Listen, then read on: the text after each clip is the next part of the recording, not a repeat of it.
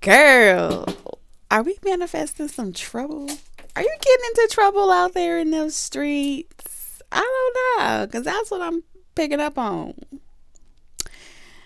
It's trouble. It's trouble. You trouble. Something is trouble. Trouble is coming your way. Trouble don't last always. Something, something. All right. You starting a riot, honey. I don't know what it is that you doing, but word is on the street that you looking for trouble. Okay, someone is a big bad bully and they not to be played with.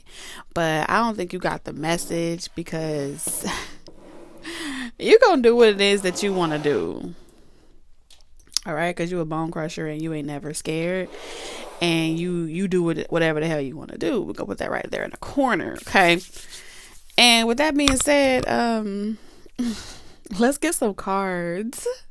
Welcome back, collective. If y'all are new, welcome to the channel. I'm gonna pull some cards like always, and I'm gonna tell y'all what I see manifesting. Claim it if you know the story is yours. Hold on one second. Trouble. Wow, this card literally says trouble ahead. A sudden unexpected event. Senseless destruction. It could be destruction, like this could be avoided. Okay, now with the tower being in this position, what this is saying, yes, this could be avoided, but do you really want it to be avoided? Like, why do you want it to be avoided?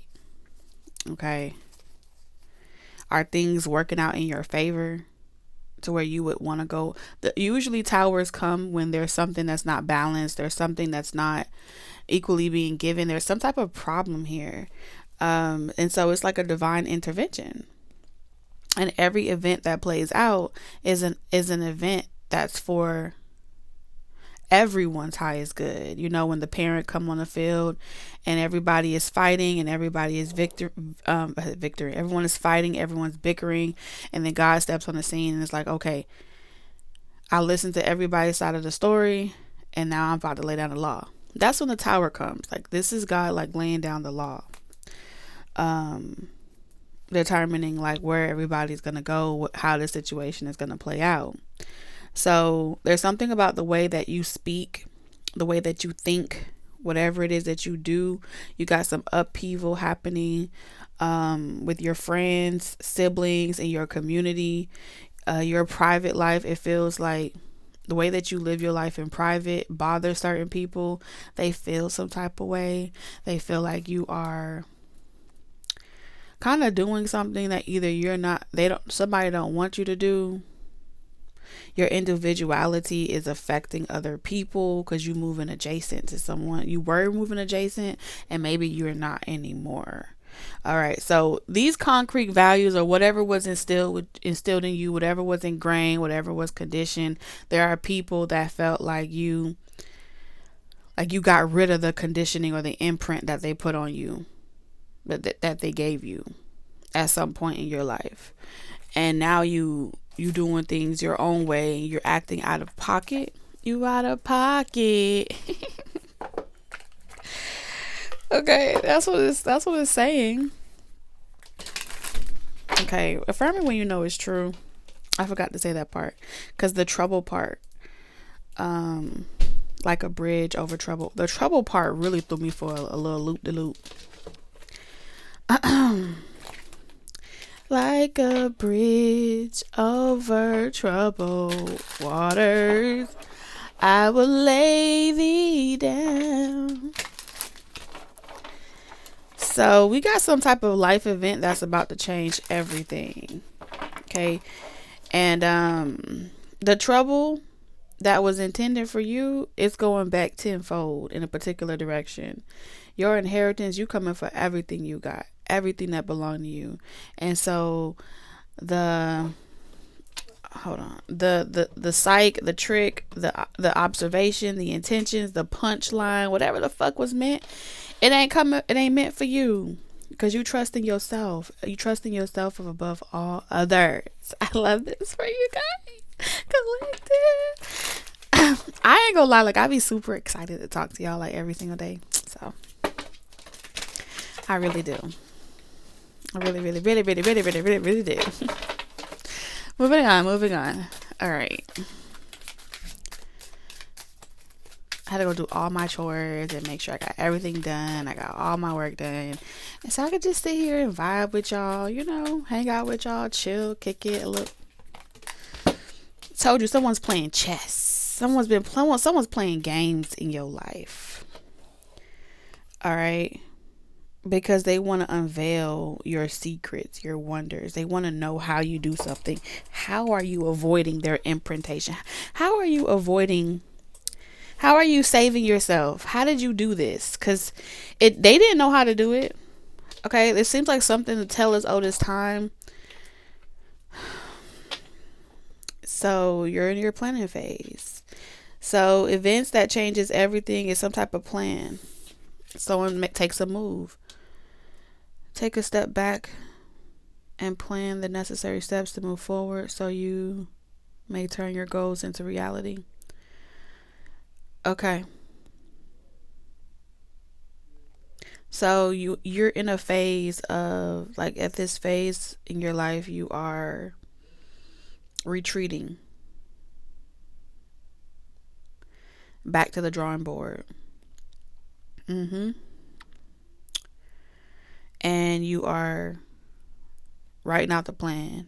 You're establishing the goals that you, in the next season or the next phase, that's what you're going to be doing. Right? Because a plan is definitely separate from a goal. And so the plan that you have, like, you're generating that plan. That's what I feel like.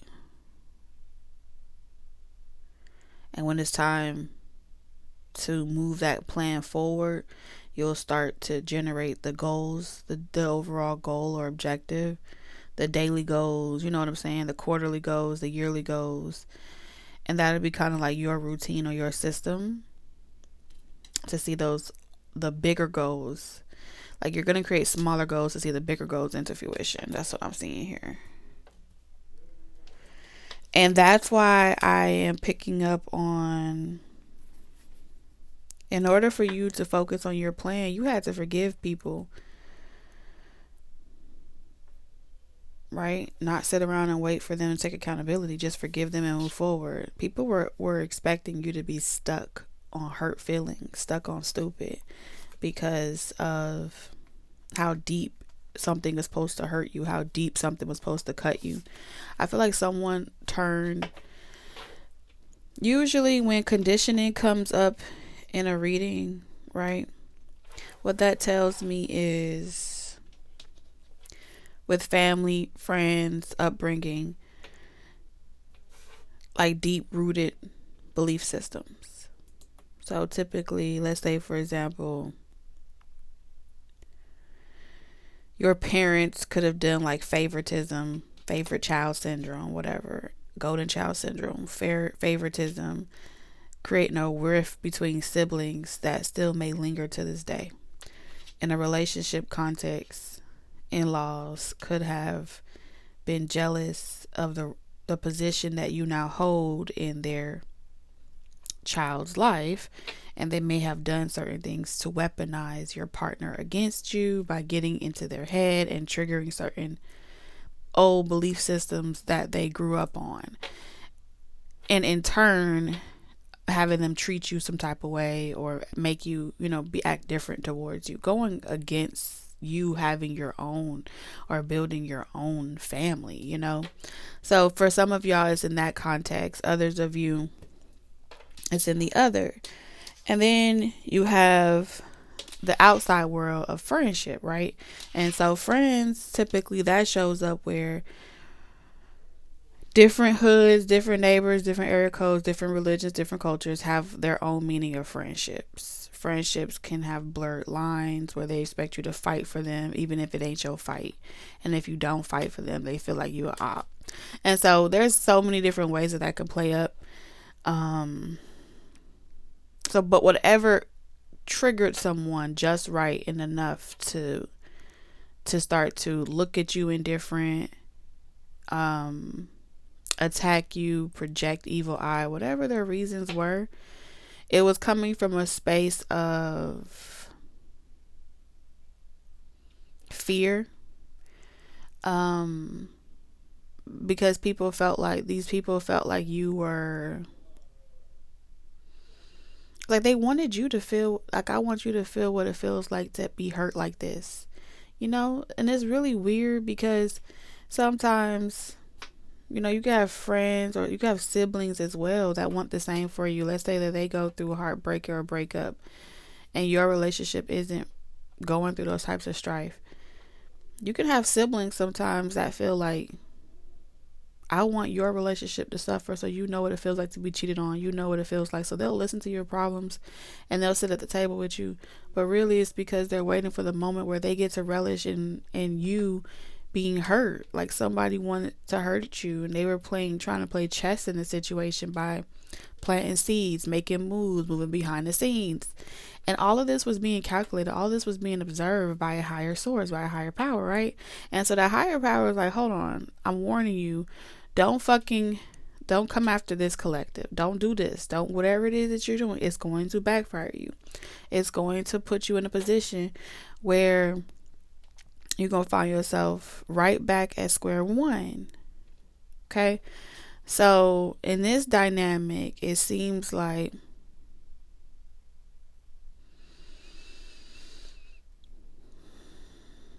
as long as you are in the same predicament, another person, a friend, assembly, a foe, whatever, they feel like, well, as long as you're doing it, I could be doing it too, right? As long as you're in that unhealthy relationship, I could be in my unhealthy relationship together, and we aren't much different. But the moment you start choosing better for yourself and doing better for yourself, that's when someone else starts feeling like, maybe I chose the wrong person. Maybe I don't need to be with this person. There's something about everything that you do has a influential impact on the choices of other people. That has nothing to do with you. But these people as well are being made aware that watching you has been a detriment to their health, their mental health, their well-being. And now for some of you guys, you are the saving grace. Like, you are the person that they need to forgive. They feel like, I need you to forgive me. I need you to get this up off of me. They may be feeling like you did something to them. Something about your way you talk may be different. I don't know. It's a lot going on here, child. And I think that there's going to be someone's going to find themselves like waking up to this realization that they let their mother get in their head and they're coming to you. They let their father get in their head, they're coming to you. They let their sibling or their cousin or their relative get in their head. And all along, their sibling, their relative, their mother, their whoever they confided in was low-key jealous of them. And they're going to figure that out by seeing the same person that told them not to do something be a hypocrite and do it themselves. And they're going to be like, wait a minute, you told me to leave that person alone. Like, this was a bad choice. Don't ever do this. And look at you reconciling. Look at you doing what you said we was never supposed to do. And then now here they come wanting to reconcile with you because let's say someone's mom told their son, stay away from that girl. She's bad news. Don't ever talk to her. And so their mama ran the streets. Their son ran the streets and found themselves just, moving real risky, okay? And then all of a sudden, the mama get back with the ex, you know what I'm saying? It's like scrappy mama getting back with the same man or whatever. And now all of a sudden he want to be with, now all of a sudden scrappy like, what's mama do's, what you doing, or a situation like that. And now all of a sudden he like, I want Erica back now. You told me Erica was no good. Now I want Erica. Somebody's name could be Erica. Like, you said that was done. That was going to be the end of me. And look at you. And now their mama like, well, I've matured. I've grown up. And it was all about giving Erica a headache. So if you are experiencing situations similar to that. This in-law was only just trying to give you a headache. And even if it wasn't an in-law situation, if it was just like I said, people meddling in other people's love life, it was all about giving you a headache. Okay. So now you got this person, now you got somebody's son out here want to fight for a relationship because they don't want to give up on something now. They want forgiveness now. They want to put in the work now. But I promise you, it's because you got new love coming in. You got new love coming in. Love is coming for you. You're about to be on the phone with someone, having text messages, sharing heart eyes and googly face, and up in the middle of the night skipping in the meadows. You are about to be struck by the love, and it's gonna happen real unexpectedly. And you not even in a position like where you really focusing on love. You're more or less planning your future, really trying to focus on your goals, health goals, body goals, dream goals, whatever goals you got. And then bop, Cupid just shoot you right in the ass. Right cheek, left cheek. And you're going to feel like, what the fuck? I am not expecting this. I was not expecting this. You're about to hear from someone unexpectedly. And they're going to be expressing their love to you. All right, you got a call coming here.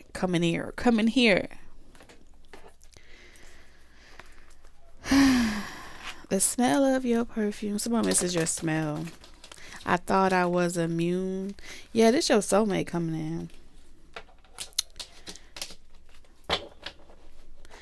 And the work that you've done on yourself, someone here wants, they know the effect, okay? The butterfly, because I see butterfly.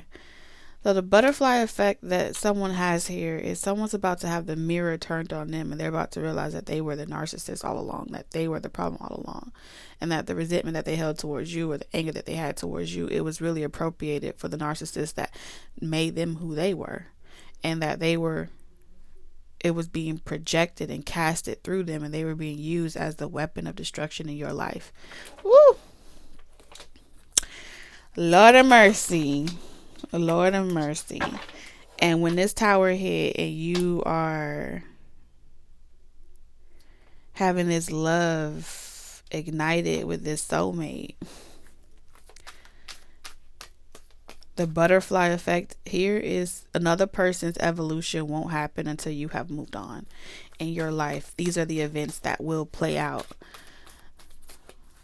because it's the tower, so it's the inevitable for everyone's highest and greatest good. Peacemaker.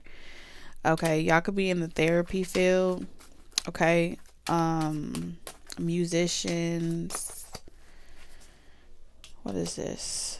Politics, negotiation, debates, a part of a union. You can give advice as well on like how to approach situations for a win-win outcome. You may start off like reviewing stuff or commentary. Next thing you know, you're the next person that be over there talking about world life events and stuff. Something as well picks off with your career, and you're going to experience a lot of success from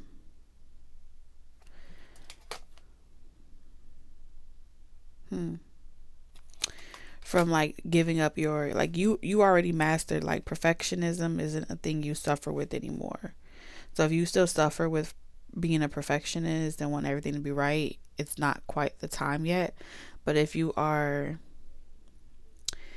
treat yourself like the apple of your eye, and no one else or anyone else's opinion of how you do something or when you do it is a bother to you anymore, then you're right at the precipice of two major life events occurring at the same damn time. I got two bitches at the same damn time. Journaling and setup. I'm telling you, you're being set up for success. Yes. Okay, whatever you've been journaling about, talking about, I feel like your journal is going to be like publicly archived. I don't know how, but that's what I'm seeing here. You have been journaling like the roadmap to success of getting your peace, having the best life. Your life, your love life, how you got where you are, the work that you did on yourself is going to be like a gold mine. It's going to be the roadmap that everyone uses. It could be a book that you produce because there's something unique about your life and your relationship and what you have and your connection. Everyone is going to feel like, how does someone like you know, how does someone from this upbringing, this reality, from this whatever, gets to this point in life. It's very monumental. Whatever you do is very monumental. Okay. I wouldn't be doing my thug thizzle if I did not pull out the tarot cards. So we're going to pull out little tarot cards and see what they're talking about.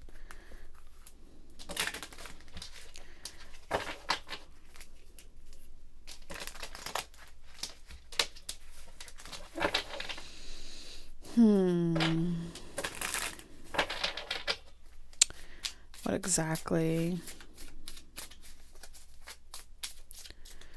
is manifeston? Okay. Forgiveness. You're going to receive a call from someone that you haven't heard from in a while. Up to 4 different people.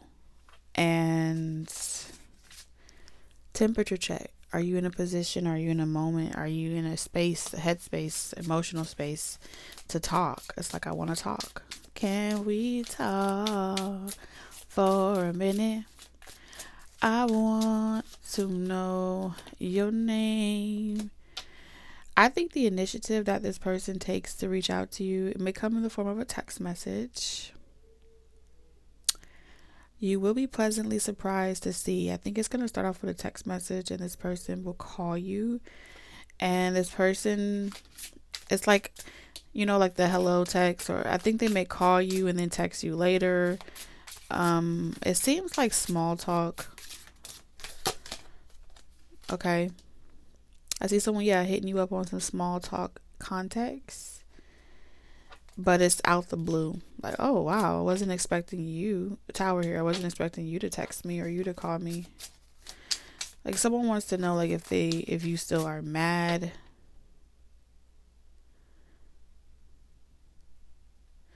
They're going to give you some insight into why they didn't take initiative and why they didn't call, why they haven't responded. They didn't want to take advantage of a situation. So they're gonna give you. They didn't want to take advantage of some type of situation. Yeah, this person didn't want to take advantage of a situation, even though they could have. Like, they didn't want to manipulate the situation and take advantage of it and talk to you, knowing that they have other things kind of like going on. So it wasn't the right time. Someone could tell that you were very vulnerable at a moment, but kind of like still mad, but not really saying anything about it. And they read between the lines, and they backed out instead of triggering you or triggering something else. They backed out of it, and you probably it probably came as a shock to you that they didn't act on something. I don't know what that's about. So it could have crushed your dreams, like, especially with the 9 of Cups. If this is something that you prayed or wished for and then it comes in and it falls short, that's a very disappointing type of experience to have, especially when you're vulnerable and you planted the seed and it doesn't sprout. Don't you just hate that shit? When you plant the seed of your manifestation, you water it every day, you show up for it, and then it barely breaks the soil, it barely breaks ground. It makes you feel like, what's the fucking point, right? And that's the 4 of Cups. And I think this person, it's like they're saying, I gotta get this out. If I don't get this out, I'm not gonna feel good about it. I think this person's gonna call you or reach out to you. They're like, I gotta get this out. If I don't get this out, I need you to know. The reason why this person didn't, like, this could have been like, maybe you were expecting y'all to go all the way. Maybe you was expecting this person to lay pipe, okay? Maybe you were expecting this person to reach out to you, take action or something like that. Go all out, right? Fairy tale. She was a fairy. Yeah, and then this person just doesn't hit. It doesn't hit. And I think the reason why this person did is because they can tell. They didn't is because they could tell that there was something going on with you emotionally. And they felt like it was bad timing. And this person could be like really kinky as well. If it's a sexual thing,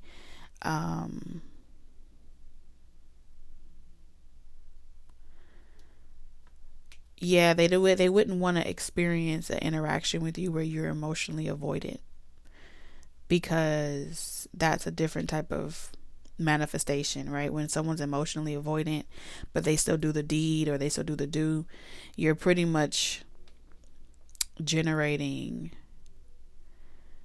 bad energy, bad vibes, bad juju. But when you two people are emotionally present and it's a pleasant experience, it's invigorating, it's good juju, it's re-energizing, right? And so the King of Swords in reverse is saying that something about your pheromones, your energy was off, honey. That's what they saying.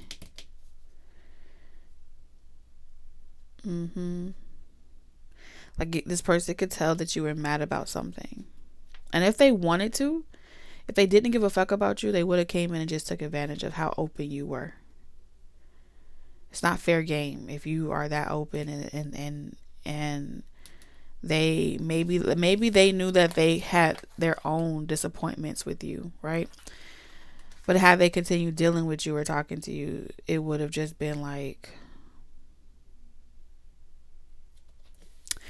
it'd have just been like torture, like torturing you. And someone didn't want to torture you. And so they didn't pursue you, or they didn't act on something, and it made they could have made you feel really high, and you thought like you guys were moving forward, and then they dropped you really low. I don't know. Take it how it resonates, but you got towers on top of towers on top of towers. So that's what I got for you guys. I'll see you in the next one. Love you. Bye.